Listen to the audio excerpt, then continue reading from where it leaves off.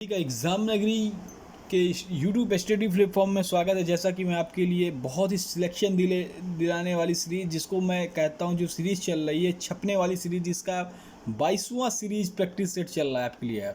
ये क्वेश्चन आपको LD grade हो, बीईओ हो या एआर हो या आरओ हो या एनवीएस हो या डीएसएसबी हो या केवीएस हो, आप ये टीजीटी दे रहे हैं या यूपी टेट दे रहे हैं या स्टेट दे रहे हैं, ये सभी एग्ज़ामों के लिए बहुत ही इम्पॉर्टेंट सीरीज़ है।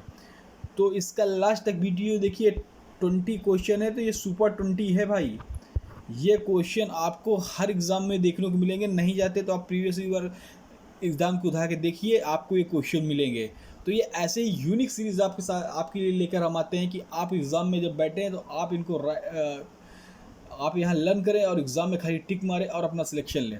तो चलिए स्टार्ट करते हैं। अगर आप चैनल पे नए हैं तो सबसे पहले सब्सक्राइब कर लें। सब्सक्राइब करने के बाद बेल आइकन दबा दें, जिससे आपको नोटिफिकेशन जल्दी मिलती है। कोई भी मैं वीडियो डालूँ या कोई भी रोजगार या वैकेंसी संबंधी वीडियो डालूँ या क्लास संबंधी डालूँ, तो सबसे पहले आपको मिले। फिर इसको शेयर करिए दबाकर, फिर इसको चैनल को लाइक करिए। चलिए, मोस्ट इम्पॉर्टेंट सीरीज़ ये 23 है, 23वीं सीरीज़ है। इसके साथ ही मैंने 20 सीरीज़ पहले करा दी है, वो 22 सीरीज़ पहले करा दी। उसके साथ साथ मैंने चार क्लासेस टॉपिक वाइज ली। पहले हिंदी साहित्य का इतिहास, हिंदी साहित्य का काल विभाजन, जिसमें जॉर्ज ग्रीशन का नाम आता है। उन्होंने हिंदी साहित्य का काल विभाजन किया है और उन्होंने अंग्रेजी भाषा में किया है। और गार्गा जतासी जो फ्रेंच भाषा में पहला हमारा लिटरेचर उपन्यास है। फिर उसके बाद काल विभाजन में हम शिव सिंह सरोज का नाम आता है। फिर मिश्र बंधु का आता है। हजारी वो रामचंद्र शुक्ल के बारे में बताता है। हिंदी साहित्य के पहले का जो इतिहास है रामचंद्र शुक्ल के बारे में उन्होंने जो अपने शब्दों में लिखा, वो मैंने आपको पूरा बताया। हिंदी साहित्य में रासो ग्रंथ है आदिकाल में, जैसे रासोगन, डिंगल, पिंगल, और कई भाषाओं का प्रयोग है। डिंगल आपकी जैसे डिंगल पिंगल है, जैसे ब्रज प्लस अभ्रंश, अभ्रंश प्लस राजस्थान, ये डिंगल पिंगल की मतलब भाषाओं से बनी हुई है। इससे पहले मैंने आपको और पढ़ाया था, जिसमें मैंने पढ़ाया था आदिकाल। देखिए, हिंदी साहित्य का काल विभाजन, हिंदी साहित्य का इतिहास, और फिर उसके बाद आदिकाल। फिर उसके बाद मैंने भक्तिकाल में निर्गुण और सगुण भक्तिधारा, निर्गुण भक्तिधारा में संत काव्यधारा कबीरदास, और निर्गुण काव्यधारा निर्गुण काव्यधारा में निर्गुण काव्यधारा के दो भाग है, जिसमें मैंने एक संत काव्यधारा कबीरदास बताया था, और निर्गुण काव्यधारा पे हमने सूफी में जैसी जी बताया था, इनकी पद्मावती रचना सृष्टि, जिसमें नागमती का विरह था। ये क्वेश्चन बहुत बार पुटअप हुआ। इससे पहले मैंने इसी पे दूसरी हमारा काव्यधारा सगुण काव्यधारा, जिसमें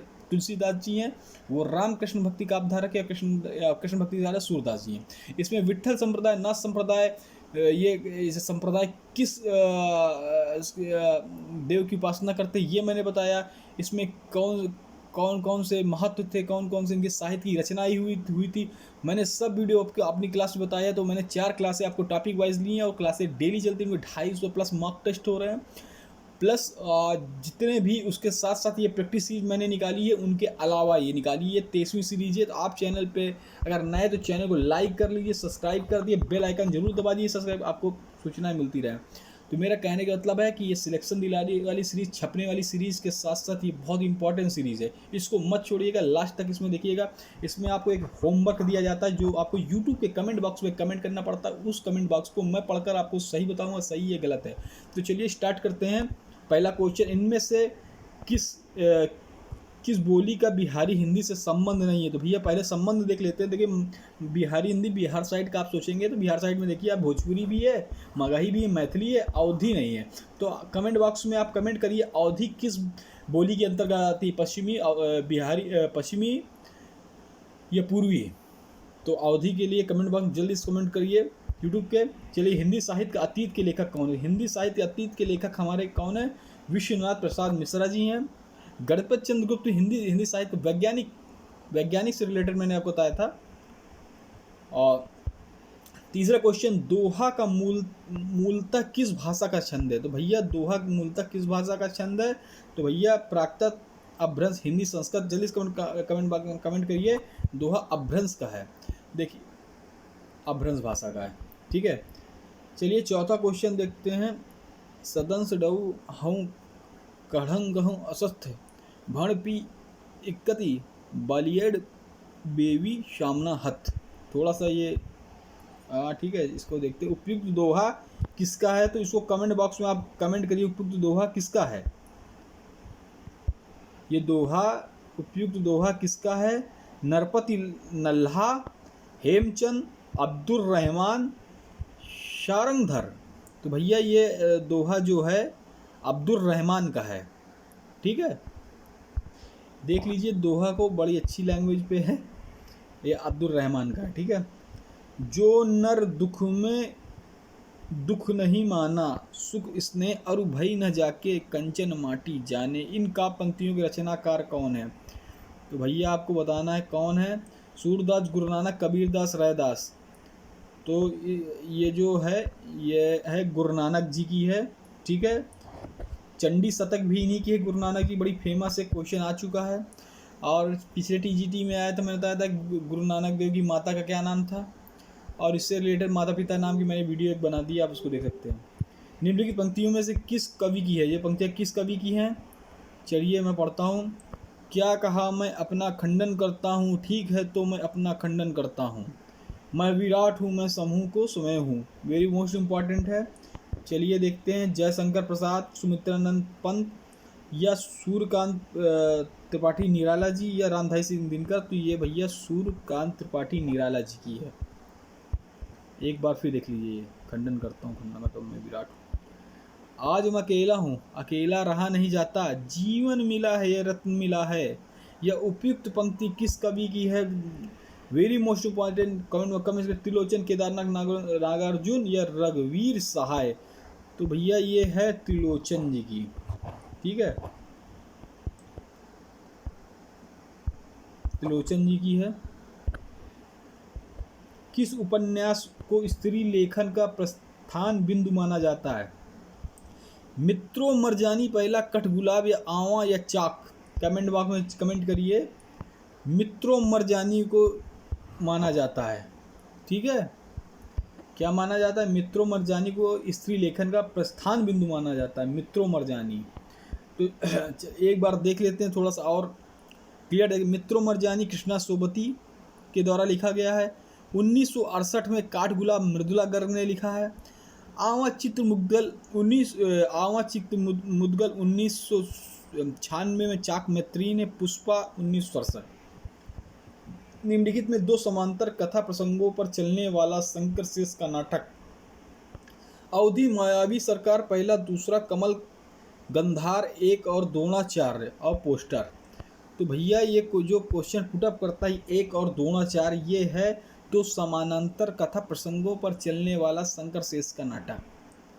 बहुत ही वेरी इंपॉर्टेंट क्वेश्चन है। वीडियो को अंत तक बने रही, ऐसे ही क्वेश्चन आपको टीजीटी, पीजीटी और अन्य एग्जामी, कम्पिटिटिव एग्जाम में देखने को मिलेंगे। तो आप जो मैं होमवर्क देता हूँ आप उसको पुटअप जरूर करिएगा, इससे आपकी क्षमता बढ़ती है। मैं जब भी पढ़ाऊँ तो आप कागज़ पेन लेकर बैठिएगा। कागज़ पेन लेकर बैठने के बाद आपको एक एक क्वेश्चन को राइट करना है, रोज सुबह शाम उसको देखना है, फिर कमेंट करना, फिर डेली के डेली इसको दोहराना है भाई। जब आप बैठेंगे, मैं सही बता रहा हूँ, एग्ज़ाम में आपका खाली माइंड चलेगा, पेन आपका सही आंसर टिक करेगा, यही सिलेक्शन वाली बात होती है। तो चलिए देखते हैं। ठेस कहानी के लेखक कौन है भैया? ठेस कहानी बहुत ही वेरी इंपॉर्टेंट है।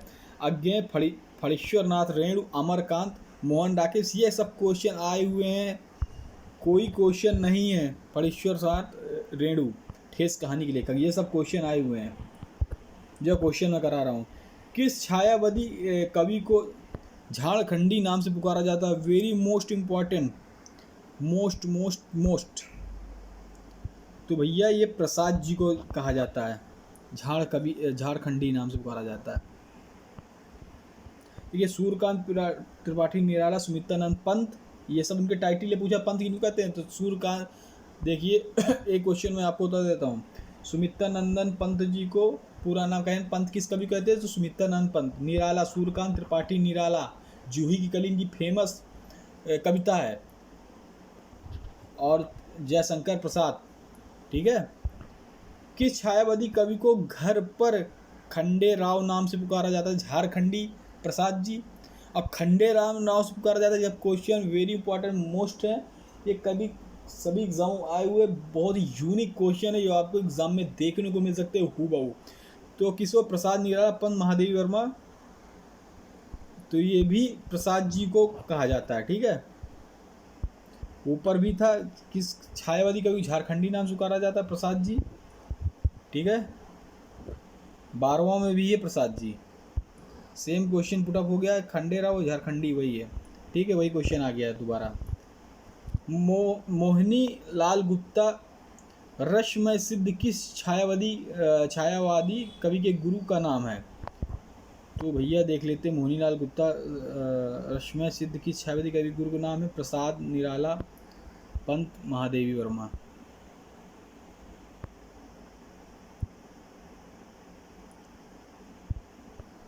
देख लेते हैं।